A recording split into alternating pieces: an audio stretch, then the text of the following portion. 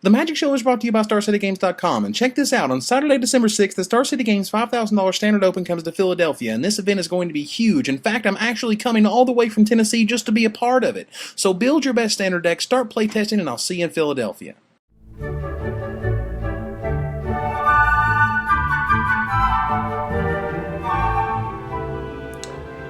Hello, thank you for joining us. Tonight, on The Magic Show, we'll be having a fireside chat where we discuss the current state of Extended. Mr. Innovator?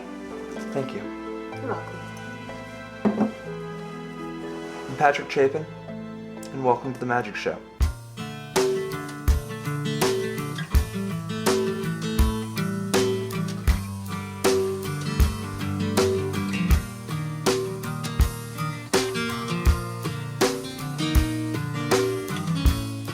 Hello everybody and welcome to another edition of The Magic Show. This week we want to take a look back at States, a video montage of the event, what I played, how I did, and the impact of the excellent turnout nationwide. We also have a special visit from Patrick Chapin and more. Let's go.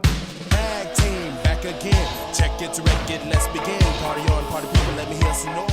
So States returned last weekend, and boy did you guys put your money where your mouth is. Attendance in Tennessee shattered all previous records, and we didn't even receive enough promos to provide to players. 154 showed up in my neck of the woods, and a fantastic time was had by all.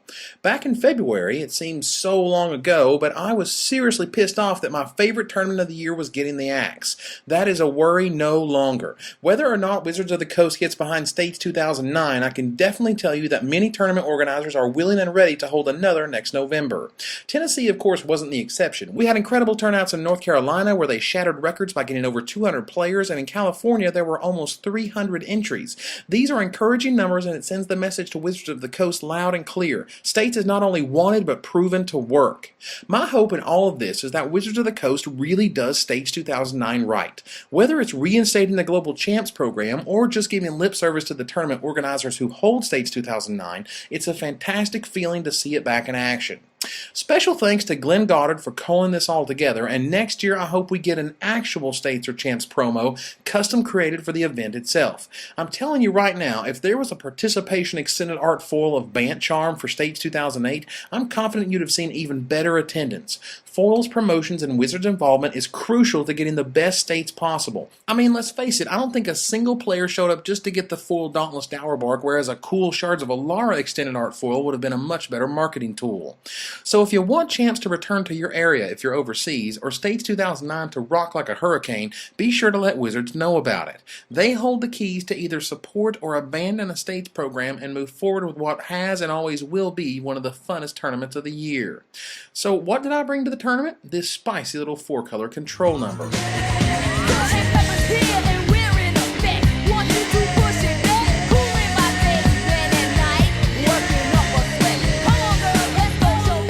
Now, this isn't cruel control, but it's close. The key interaction of the deck is using Garruk Wildspeaker in Fertile Ground to get an extra mana out of his first ability. This allows you to do plays like turn 2 Fertile Ground, turn 3 play Garruk Wildspeaker, untap 2 lands, and then play Kitchen Finks or evoke Muldrifter, an incredibly powerful play that allows you to do stuff like turn 5 Ultimatums, of which this greedy deck has 4 of total. In round 1, I played against a 5-color control build. He got mana screwed game 1 while I resolved Cruel Ultimatum on turn 6. Game 2, he had what seemed like endless cryptic commands, and Game 3, I pulled ahead with Garruk and he couldn't stop the beats from Kitchen Finks.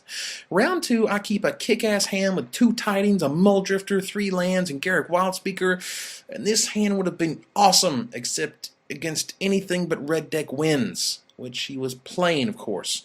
I get crushed in Game 1 after I keep a slow hand. I win Game 2 thanks to Primal Command, and in Game 3 I have the following play situation. My opponent has 5 cards in hand, 3 lands in play, no creatures on the board. He hit me with a Stigma Lasher on turn 3, so Primal Command isn't gaining any life for me this game. He plays a Graven Cairns and passes the turn. With 4 cards, he obviously has something juicy like double Demigod of Revenge or something. At least one. So on my turn, with 5 mana, 4 lands, and a Fertile Ground, I play Primal Command, putting his Graven Cairns on top and searching up a Fulminator Mage. The following turn, he replays the Cairns and passes. Myself, having just drawn 2 non-lands in a row, had a choice.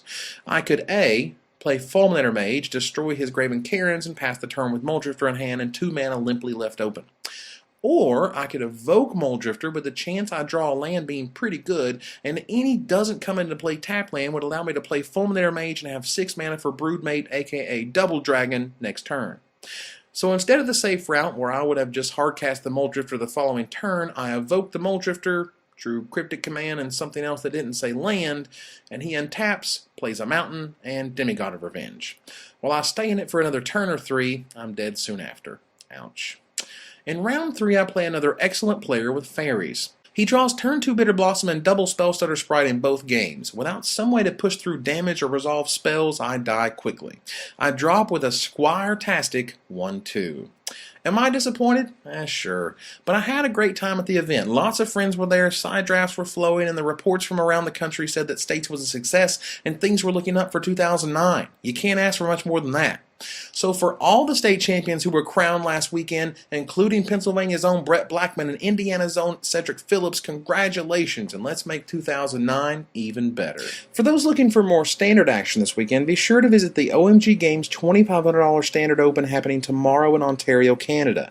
For those not into standard, there's the Ontario Vintage Championships happening there as well, a $500 sealed deck challenge, and more. Details are available on their website, www.omggamesonline.com.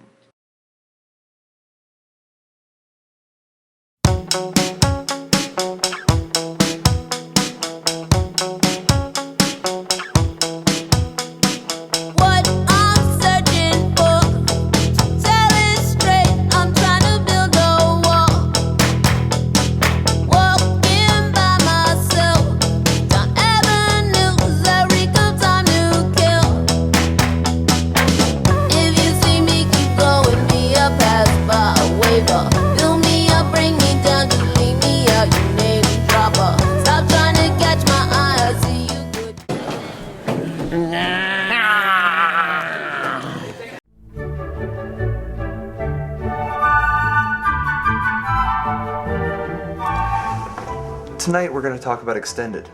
Extended is a current format that is pertinent for a variety of reasons. Aside from Pro Tour Berlin, which just passed, we have Worlds coming up, which will set the stage for the extended metagame to come for the PTQ season.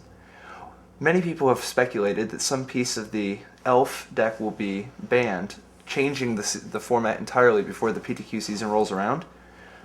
But I know from speaking with members of Wizards of the Coast higher-ups that they're going to wait and see how things play out at Worlds this year. They want to see if the Elf deck is as dominant now that the joke is, now that it's out in the open, you know? See, Extended was speculated to be a format that was revolving around decks like Zoo and Affinity and Storm, but it turned out that the real combo deck in the room was the Elf deck, which was much faster than any of the other decks. Now, Zoo is still a major player because it has enough removal to interact with the Elf deck. The Elf deck, obviously that Nettle Sentinel, Birchlore Ranger, Glimpse of Nature deck that everyone's talking about. It would appear that the current format is dominated by Elf decks, but also there are some major players involving Zoo still, as well as Fairy decks, which can be both mono blue or blue black. And the mono blue, I guess, splashes Fire Spout and sideboard, but I think the Fairy decks are real strong, and they actually have enough disruption and the right kind of disruption, like Engineer Explosives, that they can interact with the Elf deck and still put up a good fight against the Zoo deck. In addition, there are various levels of blue that people are playing that are sort of like Fairy decks, they just don't have any fairies in them. You know, they might use Tarmogoyf instead or something like that. As always, blue decks are pretty good, but it would appear that the Paper Rock Scissors in this format is Elf, Zoo, or not Paper Rock Scissors, I guess more the aggro, control, and combo. The combo is the Elf deck, the aggro is Zoo, and the control deck is various blue decks, you know, with cards like Stifle and Spell Snare, some card drawing engine like Thirst for Knowledge or Ancestral Visions, and just really good cards, you know, whether it's Bitter Blossom or Tarmogoyf. Other decks that are possibilities, still there's the possibility of a good Storm deck. Affinity's not really an option because Affinity, aside from having a lot of weaknesses to Zoo's sideboard cards, has no possible way of winning a game against an Elf deck. And I'd say that the format also contains Death Cloud decks and various Life from the Loam decks, whether they be just straight black-green or splashing blue for Gifts Ungiven. And this Tezzeret fad, it's not going to last. A Tezzeret deck, it's not pure enough. It was a really cute trick, but now that everybody knows what's in the deck, it's not as effective. Once you know he only has 2 of this and 1 of that. Plus the deck was narrow. It was designed to beat elves and fairies, and he played against elves and fairies 11 or 12 times. You know, must be nice. Tezzeret, not gonna last. Rather than a traditional paper, rock, scissors style metagame, the format pretty much revolves around elves. Now you can make a zoo deck that beats elves, or you can make a zoo deck that beats most everything else. But you can't really do both, because the cards that beat elves, like Mogg Fanatic and Seal of Fire and Ethersworn Canonist, aren't as good against the various blue control decks. So, the real question is going to be, how bad do you want to beat elves? Now, the elf mirror match is going to be a complete nightmare, because there isn't really a whole lot you can do. I mean, you can play main deck Blasting Station, or you can just go the LSV approach and make your deck as fast as possible and try to win, but in the end, just about every elf mirror match is going to be about 55-45 at best, even between a great player and a merely decent player. The blue decks, on the other hand, it's really interesting because there's going to be a huge variety of different ways people incorporate different control elements, whether it's Gifts Ungiven or Thirst for Knowledge or Ancestral Visions, with all the sorts of different control cards, whether they be Stifle or Engineer Explosives. So I think that's going to be the most interesting thing to watch, is what sort of a mix of control cards do people use, and what sort of a deck might develop as a response to all 3 of these decks. Like, will some sort of a deck with Knight of Souls Betrayal emerge? It'll be interesting to see. I don't know what it is, but there's definitely something going on upstairs. Lies and speak yourself. Lies and speak yourself. Lies and speak yourself back in your home.